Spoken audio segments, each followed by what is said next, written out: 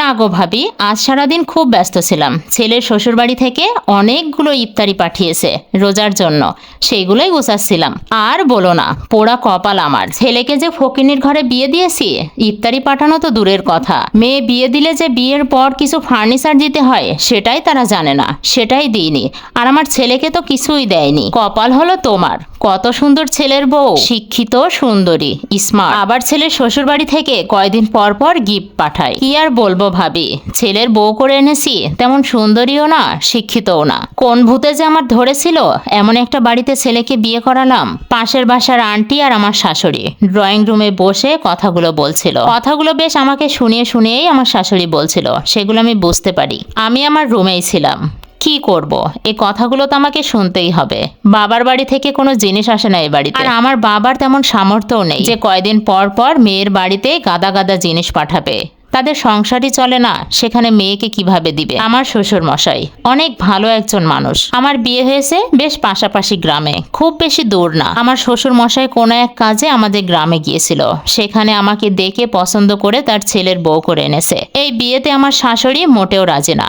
আমার শাশুড়ির ইচ্ছা ছিল ছেলেকে অনেক বড় ঘরে বিয়ে করাবে, অনেক বড় লোক শিক্ষিত মেয়ে দেখে বিয়ে করাবে। তারা ছেলের ঘর ভর্তি ফার্নিচার দিবে, ছেলেকে গাড়ি দিবে, সোনার চেন আংটি সব কিছুই দিবে। কিন্তু আমার শাশুড়ির সেই স্বপ্ন আর পূরণ হলো না। আমার শ্বশুর মশাই আমাকে পছন্দ করে তার ছেলের বউ করে আনলো। আমার শাশুড়ি আমাকে আজও দেখতে পারে না, উঠতে বসতে কথা শোনাই। ফকিন্নির ঘরের মেয়ে, গরিব, আরো অনেক ভাবে আমাকে নির্যাতন করে। আমি আসার পর এ বাড়িতে যে কাজের লোক ছিল তাকে ছাড়িয়ে দেওয়া হয়েছে। আমার শাশুড়িকে যখন শ্বশুর মশাই জিজ্ঞেস করলো কেন কাজের লোককে ছাড়িয়ে দেওয়া হলো, আমার শাশুড়ি উত্তর দিল, বাড়িতে বউ এনেছো, এখন কাজের লোকের কি দরকার, বাড়ির বউয়ের রান্না খাবো। আমার কারণে আমার শ্বশুর শাশুড়ির সম্পর্কটাও কেমন যেন হয়ে গেছে। মাঝে মধ্যেই আমাকে নিয়ে আমার শ্বশুর তর্কাতর্কি করে তার বউয়ের সাথে। আমার খুব খারাপ লাগে যে আমার জন্য আমার শ্বশুর শাশুড়ি সম্পর্কের মধ্যে একটা ঝামেলা সৃষ্টি হয়েছে। আমার শ্বশুরকে আমি অনেকবার বুঝিয়েছি, বাবা আমার জন্য আপনাদের মধ্যে যেন ঝামেলা সৃষ্টি না হয়, আমি সব কিছু মেনে নেব, সংসারের সমস্ত কাজ আমি করব, আমার অভ্যাস আছে। আমার বাবা তো গরিব, আমি সংসারের সমস্ত কাজ করেছি। আমার শ্বশুর মশাই অন্যায় সহ্য করতে পারেন না, সে অন্যায়ের প্রতিবাদ করবেনই। আমরা দুই ভাই বোন, আমি বড়, ভাইটা ছোট। আমার বাবার ছোট্ট একটা টং দোকান আছে, মুদিখানার দোকান, খুব একটা বড় না। আর একটা ধানের জমি আছে, সেই জমি থেকে যা আসতো আমাদের বছরের খাওয়া হয়ে যেত।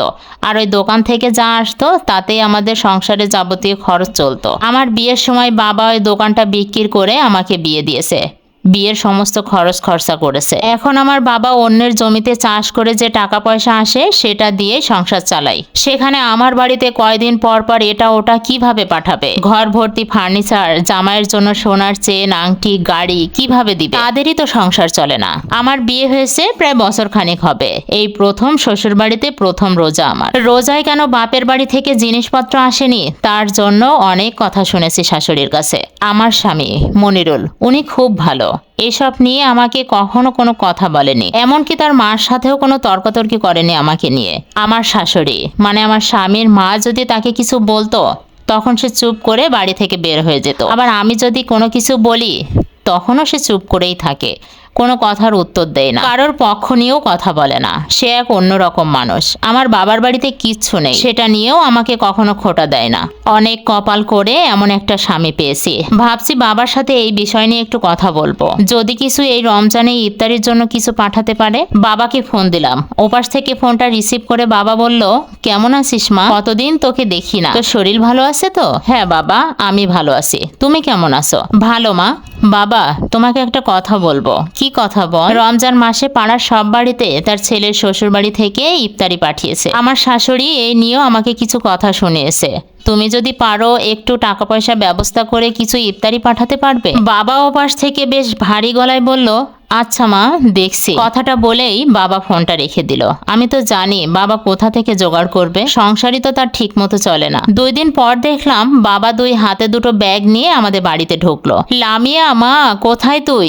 দেখ তোর বাবা এসেছে। ডাইনিং রুমে বসে আমার শাশুড়ি দেখলাম কার সাথে ফোনে কথা বলছে। আমার বাবার গলা শুনেই ফোনটা কেটে দিয়ে বলল, কে এসেছে? বেয়াই মশাই নাকি? হাতে ওগুলো কি? আমি রান্নাঘর থেকে দৌড়ে চলে এলাম, ব্যাগ 2টো বাবার হাত থেকে নিলাম। আমার শাশুড়ি আমার বাবাকে ভালো মন্দ জিজ্ঞেস করে ব্যাগটা খুঁটে দেখছিল। সবকিছু বের করে ডাইনিং এ রাখলো আর বলতে লাগলো, এগুলো কি বিআই মশাই? আপনাদের জন্য সামান্য ইফতার বিআইন। ও তাই নাকি?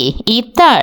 এই কেজি খানিক ছোলা, কেজি দুয়েক মুড়ি, আধা কেজি মতন যে খেজুর এনেছেন, এই খেজুর কি মানুষে খায়? আমার বাড়ির কাজের লোকও এই খেজুর খায় না।